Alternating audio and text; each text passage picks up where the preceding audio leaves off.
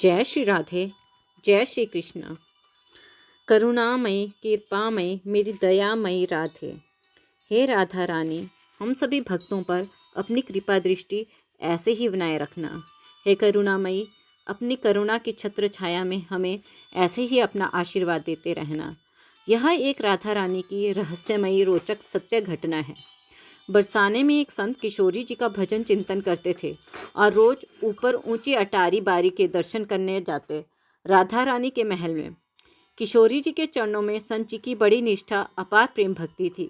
एक बार उन्होंने देखा भक्त राधा रानी को बरसाने में मंदिर में पोशाक अर्पित कर रहे थे, तो महात्मा जी का भाव भी कि आज तक मैंने किशोरी जी को कुछ नहीं चढ़ाया है और लोग आ रहे हैं, कोई फूल चढ़ाता है, कोई भोग लगाता है, कोई पोशाक पहनाता है, मैंने तो कुछ भी नहीं दिया, मैं कैसा भक्त हूँ।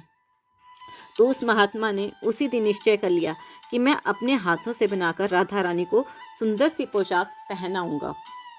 यह सोचकर उसी दिन से महात्मा राधा रानी की पोशाक को तैयार करने में लग गए।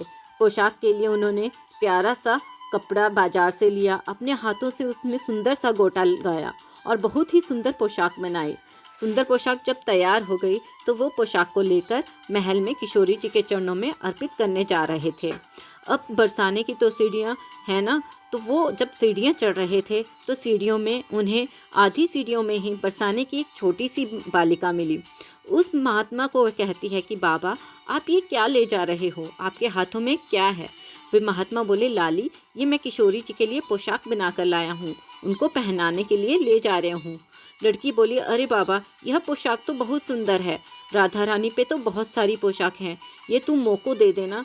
तो महात्मा बोले कि बेटी, तो को मैं दूसरी बाजार से दिलवा दूंगा, ये तो मैं अपनी श्री जी को ही दूंगा, मैंने राधा रानी के लिए ही बनाई है, तेको मैं दूसरी दिलवा दूंगा। लेकिन उस बालिका ने तो जिद पकड़ ली, महात्मा का दुपट्टा पकड़ लिया, बाबा ये मोकू दे दे, बाबा ये मोकू दे दे। पर संत भी जिद करने लगे, दूसरी दिलवा दूंगा पर ये नहीं दूंगा। लेकिन बच्ची इतनी तेज थी कि संत के हाथ से पोशाक छुड़ाकर ऊपर की ओर भाग गई। अब महात्मा जी इतने दुखी हुए और रोने लगे। सीढ़ियों पर बैठकर रो रहे थे तो अन्य संत वहां से जा रहे थे। उन्होंने महाराज जी से रोने का कारण पूछा तो उन्होंने बताया कि बुढ़ापे में मैंने इतना परिश्रम करके किशोरी जी के लिए पोशाक बनाई, परंतु पता नहीं कहाँ से बरसाने एक छोटी सी लाली आई और मेरे हाथों से वह छीनकर लेकर भाग गई। अब मैं उसे कहाँ ढूंढूं। मैं उस पोशाक को राधा रानी को पहनाना चाहता था। उनका रोना बंद नहीं हो रहा था। तो संतों ने कहा, अरे संत, कोई बात नहीं, बात गई सो गई, अब क्या करें, चलो तुम ऊंची अटारी वाली के दर्शन तो कर लो। अब उनका रोना बंद तो हुआ, लेकिन मन बहुत खराब था और कामना पूरी नहीं हुई थी। अनमने मन से वे राधा रानी का दर्शन करने जा रहे थे और मन में यही सोच रहे थे, मुझे लगता है कि किशोरी जी को वह पोशाक पहनने की इच्छा नहीं थी। ऐसा सोचकर बड़े दुखी होकर जा रहे थे।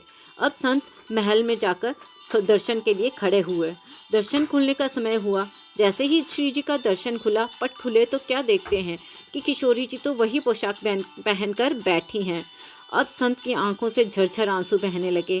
कहने लगे कि श्री जी, आपको क्या पोशाक पहनने की इतनी जल्दी थी कि आपसे सब्र भी नहीं हुआ, आप मुझसे छीनकर भाग गई। तो किशोरी जी ने उनको मन में प्रेरणा देते हुए कहा, बाबा, ये केवल वस्त्र ही नहीं, ये पोशाक ही नहीं है, या में तेरो प्रेम छुपो भयो, और प्रेम पाने के लिए तो दौड़ना ही पड़ता है, भागना ही पड़ता है। ऐसी है हमारी करुणामयी सरकार। जय श्री राधे, जय श्री कृष्ण। भक्तों, आपको यह राधा रानी की यह कहानी कैसी लगी? यदि आपको यह पसंद आई तो कृपया वीडियो को लाइक, शेयर और सब्सक्राइब करें और कमेंट में श्री राधे अवश्य लिखें। जय श्री राधे, जय श्री कृष्ण।